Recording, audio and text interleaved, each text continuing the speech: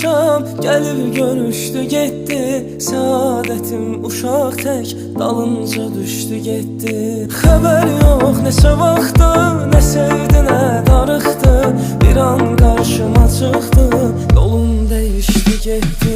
Ürək sənlə yaşlanıb, sənlə qocalmaq istər. Ümid sən ayrılarkən yanında qalmaq istər. Verəndə son qərarın, ömrümün ilk baharın. Əlindən ixtiyarın, gedərkən almaq istər.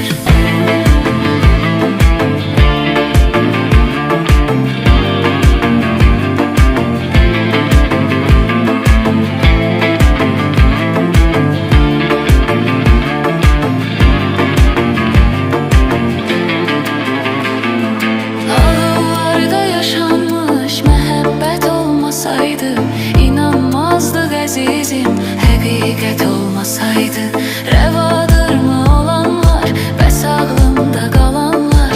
Çox olmazdı yalanlar, zərurət olmasaydı. Ürək sənlə yaşlanıb, sənlə qocalmaq istər.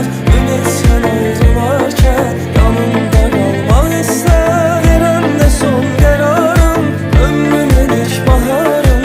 Elindən ixtiyarın, gedərkən olmaq istər. Ürək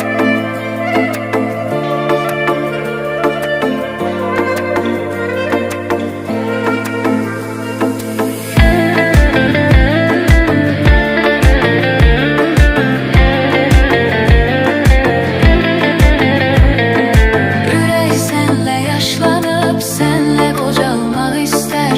Ümid sən ayrılarkən yanında qalmaq istər. Verəndə son qərarın, ömrümün ilk baharın.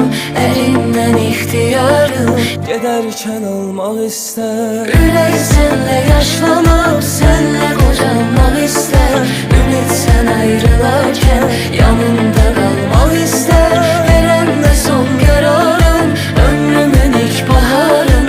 Əlindən ixtiyarın, gedərkən Olmaq istər.